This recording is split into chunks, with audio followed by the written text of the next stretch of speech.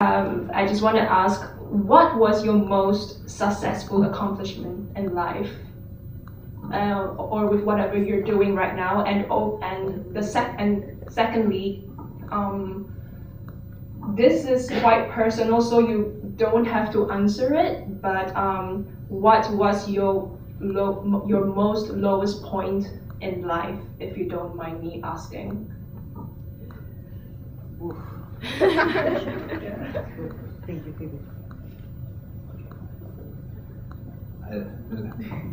Okay, I will start. Biggest success was to come to Asia, because and it's not now to flatter you, but as I said, when I quit, and I have to say, I was the last 5 years I spent my summer vacation on Bali, and living in Russia, so I went for 3 weeks to Bali and then went back for work again to Russia. And my heart was bleeding, and now to need to wait another year to go over there again. So when I quit, as I said, I didn't know what to do, nothing. I said to my wife, okay darling, I go now to Singapore for 6 weeks. I did not know anybody in Singapore. I just packed my bag, booked a room in Singapore, and went 2.5 years ago, I think. Went to Singapore just for 6 weeks, and then I started knocking at the doors in various companies, and then one of my employer, and I went back to Moscow again, not knowing which impression I left. Yeah, and 3 months later, I got an email. Okay, we have here a job for you in Brunei as a GM. Is it something of interest? And this, I did not know anything about Brunei, frankly speaking. Right? I needed to Google straight. Where is it? Yeah. But for me, it doesn't matter. I said, okay, I want to go to Asia, and this was for me, let's say, the possibility to go there. So this was my biggest success. My lowest point was also in this time, as I already said, when I quit my job. The first couple of weeks I was quite easygoing. The next couple of months, less easygoing.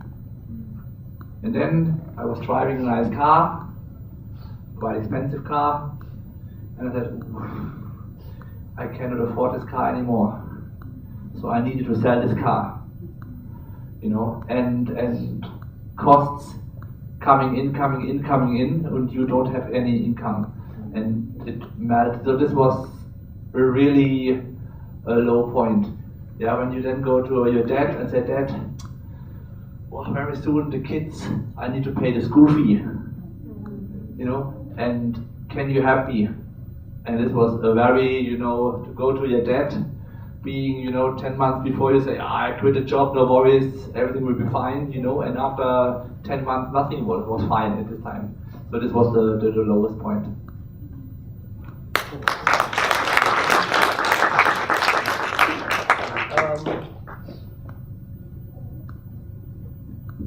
Okay, I think this is a bit weird, but I think the most success I would say is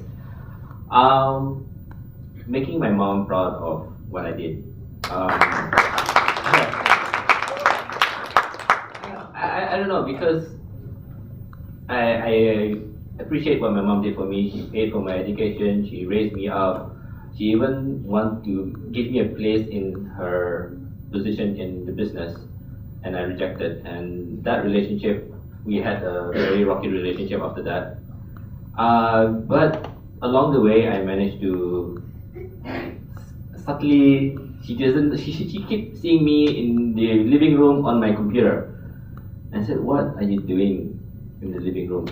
By that time I was blogging, I was actually doing work, she doesn't know. Until one time, she doesn't have the guts to tell me, but she would tell to my aunties and all that, oh, Rano, I saw him on TV, oh, I'm so proud of him.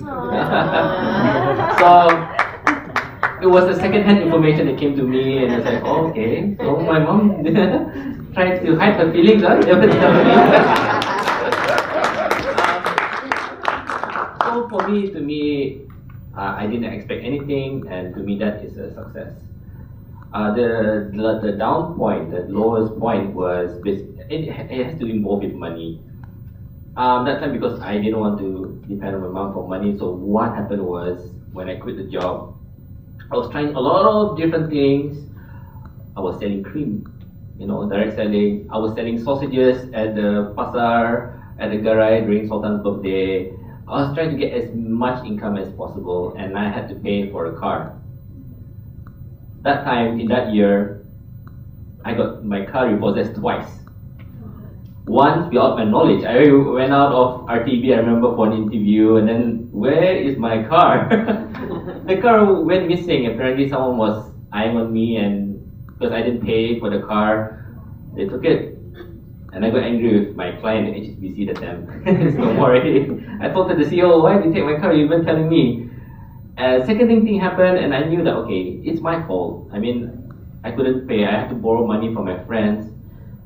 And that was the lowest point, because when you have money issues, right? It's just like a heartbreak. When you sleep with a heartache, you wake up also feeling the same thing. That's like the lowest point. And I don't know what you call whether it's a mental depression, but I think I was at that stage. And I couldn't tell my mom, I couldn't tell my family, but I had two close friends of mine who was helping me at the time. So, but then when I saw the opportunity, like, okay, I can actually think positive and look at things where I can find resources. So that time, that was also the time when I would believe in the blog. So I became more resilient. So this is the time when there is no such thing as perfect timing. There's a lot of trial and errors. You have to go through all this. Be resilient. And when I believe in something and it happened, so that lower point became, we went uphill, and I think everyone will have a low point, because from then you will know when your challenges are, how can you climb up when you fall down. So these are my two things that I want to share.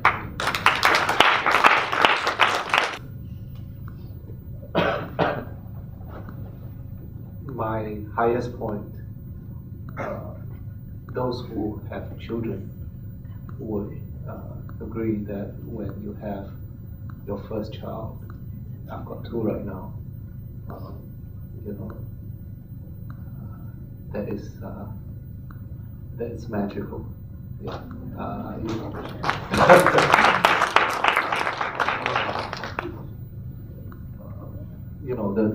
One of the most stressful. I've been through a lot of stressful times, but nothing compares to the months leading up to the first child. Nothing. Because you don't know if you're good enough ever, and you still question yourself. How can I be better for her? So, yeah. Now, the toughest time. I've got so many. I constantly make mistakes. Constantly. I fail all the time.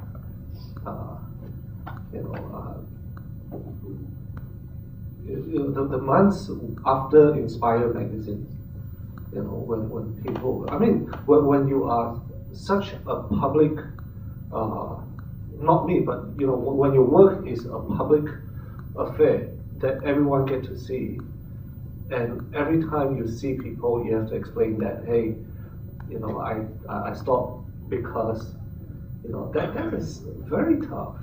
Yeah, one of the reasons why I kept on pushing it for so long was that I don't know how to face people announcing very publicly that you quit. Because quitting your project, your work is associated with failure, and it is a public affair. Having to overcome that is difficult. But then I am in a much happier place today than I was ever before. And I'm still doing what I love. So yeah. So, there's a saying that who's having the last laugh. The main thing I think is you need to be honest to yourself, right? If you are doing all the hard work just to make sure that you're defending a reputation and image, and you're not happy, what's the point? Yeah, I'm happy right now.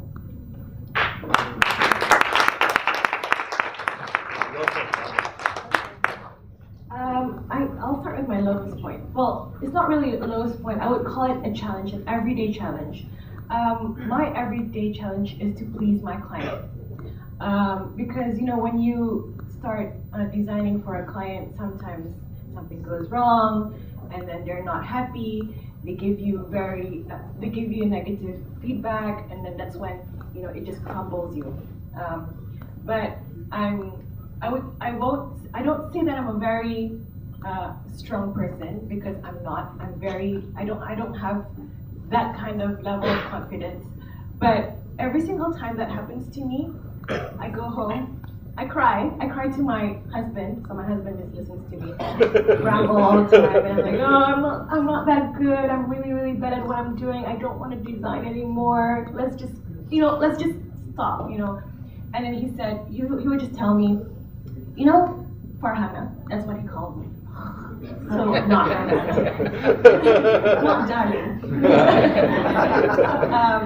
So he would just say, Farhanna, I think you should just listen to your client, because that's how you actually, when you make mistakes, that's how you learn. Maybe your client is right. You did something wrong, and then he would just tell me, just ignore it and continue. Not ignore the comment, but ignore that feeling and then just continue. You're really good at what you're doing. So if you really love what you're doing, carry on. So I believe that that when you fail, when you have a mistake, it just pushes you harder, to be better every single day. So every single day, I tell myself I'm passionate. I love my job. Yes, I do. I love designing. But it comes from the heart, okay? So coming back to the first question, what was my success, my best accomplishment? My accomplishment? That would be this year. So in February this year, I was 32 weeks pregnant. I flew over to London because I was invited to showcase my evening piece at Buckingham Palace. Wow.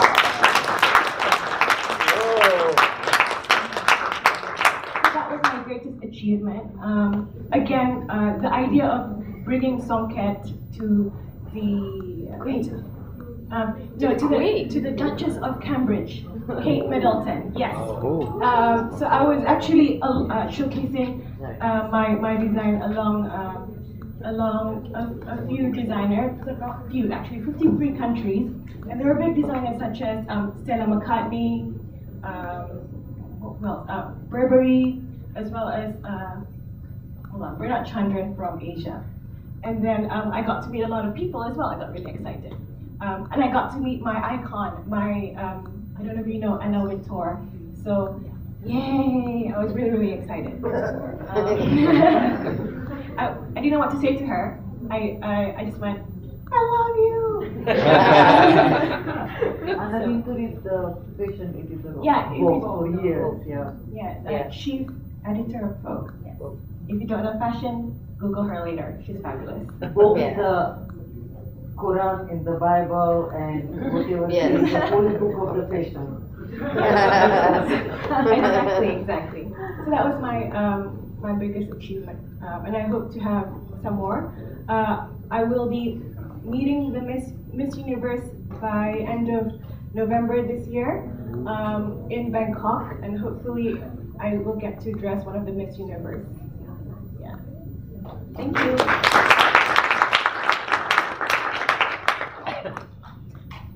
I think this would be the most difficult question. Just because I'm a filmmaker, and I of course have many low points. Like if you talk about money, wow, I've gone through. I have had times when I had like $60 And I'm like, okay, I gotta survive this month with $60. What am I gonna do? So like eat nasi katok, and then I smoke. So at that time Brunei we still sell cigarette. It was $3 one pack. So I was like, okay, let me budget my cigarette money. Petrol is very cheap. So I manage. Very lucky to be Bruneian and always grateful because we always have free medical, so I don't worry about those kind of things. And so yeah, I worry more about petrol money and and cigarette money, and I was okay. I think I don't really attach myself too much to material things. I enjoy nice things, but it's not really that important. I like what you said. It's as long as you're doing what you love, and it's not for fame or recognition. But the question, so the lowest point, is very tough. Like I'm a filmmaker. Sometimes people treat me like I'm a criminal. I tell stories. People sometimes don't like the stories I tell, but I also have a lot of people who enjoy the stories I tell. So that makes it worth it. That people want to hear this. But a long time ago, when Origin started, so I started Origin actually to help some friends out, and it started from record label. We were in music all those years ago.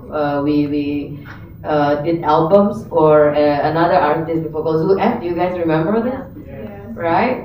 So Origin, and we were the first one to put a music video from Brunei to MTV in Asia. Amazing. And so this is important background story because we start from music. And all those years ago, the original founders of Origin, there was 4 of us. Now there's only left with 1.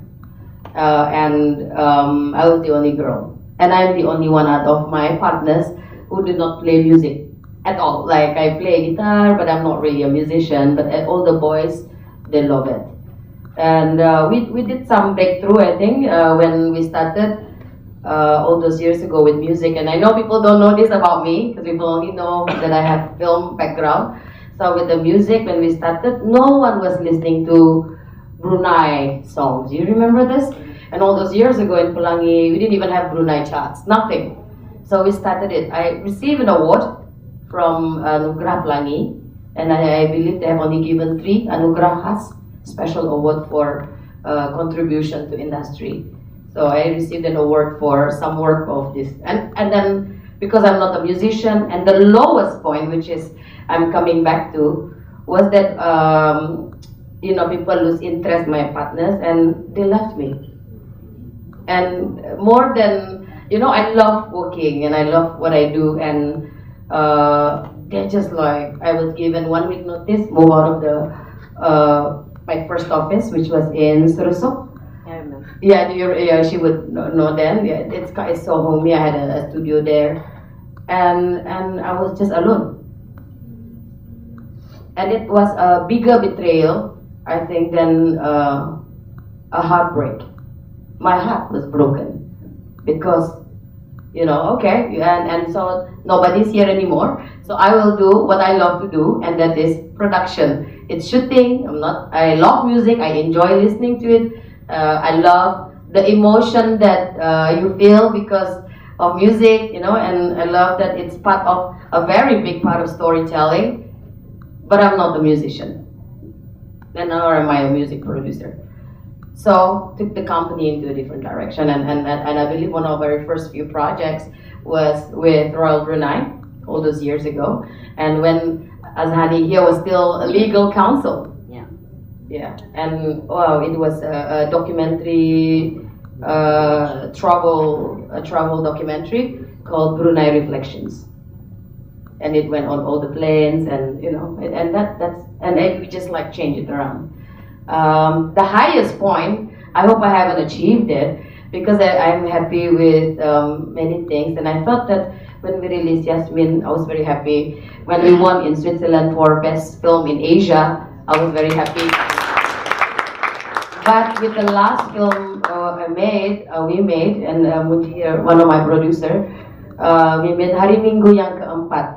is something which is a lot more personal, and it's like not new wave, but it's like I try to find a model that is sustainable, that can be made. I cannot like wait for big films like Yasmin, that cost a lot of money, and it's very difficult to make the money back.